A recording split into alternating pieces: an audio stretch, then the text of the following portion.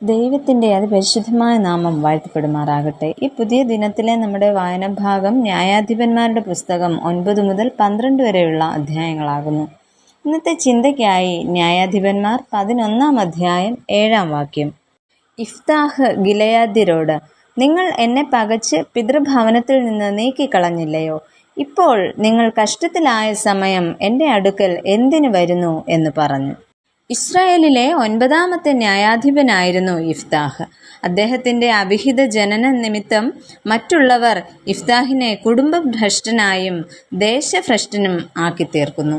അതിനാൽ അദ്ദേഹം തോബ് എന്ന ദേശത്ത് ചെന്ന് തന്നെപ്പോലെ നിസ്സാരന്മാരായ ജനങ്ങളെ സംഘടിപ്പിച്ച് അവരുടെ നായകനായിട്ട് തീരുന്നു. എന്നാൽ ഇന്നത്തെ വായനാഭാഗത്തിൽ ഈ ഇഫ്താഹിനെ അന്വേഷിച്ച് ഇറങ്ങുന്ന ഇസ്രായേല്യരെയും നമുക്ക് കാണുവാനായിട്ട് സാധിക്കുന്നു. ഈ സംഭവത്തിൻ്റെ പശ്ചാത്തലത്തിൽ 2 ചിന്തകൾ പങ്കുവെക്കട്ടെ. ഒന്നാമതായിട്ട്, അവഗണിക്കപ്പെട്ടവൻ അംഗീകരിക്കപ്പെടുന്നു. ഒരു വ്യക്തിയെയോ ഉത്തരവാദിത്വത്തെയോ ആവശ്യമായ രീതിയിൽ ശ്രദ്ധിക്കാതെ വിട്ടുകളയുന്നതിനെ നമുക്ക് അവഗണന എന്ന് പറയാം. ഇവിടെ വേശ്യാപുത്രൻ എന്ന കാരണത്താൽ ഇഫ്താഹ് തൻ്റെ കുടുംബത്തിൽ നിന്നും സമൂഹത്തിൽ നിന്നും അവഗണന ഏൽക്കുകയാണ് ചെയ്യുന്നത്.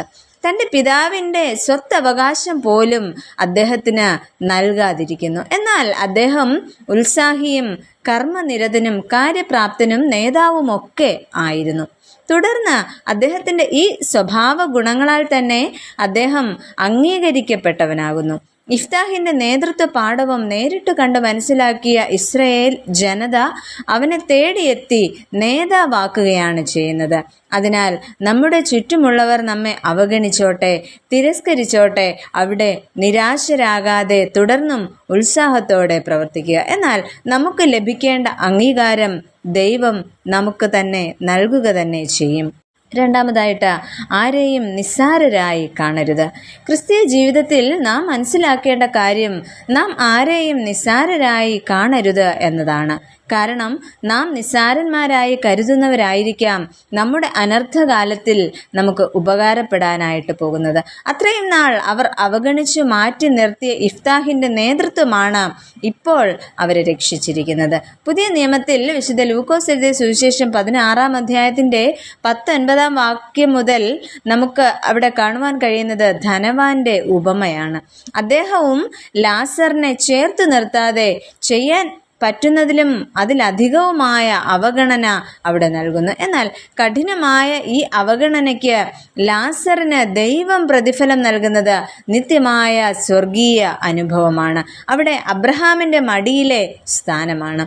എന്നാൽ ഇപ്പോൾ ധനവാൻ ആഗ്രഹിക്കുന്നത് ലാസറിൻ്റെ ചെറുവിരലിൽ മുക്കിയ ജലാംശമാണ്. പ്രിയരെ, നമ്മുടെ ഈ ചെറിയ ജീവിതത്തിൽ ക്രൂരമായ അവഗണനകൾ നൽകി ആരെയും വേദനിപ്പിക്കാതിരിക്കുക. അത് തീർച്ചയായും നമുക്ക് നേരെ തിരിയുന്ന ഒരു ദിവസമുണ്ട്.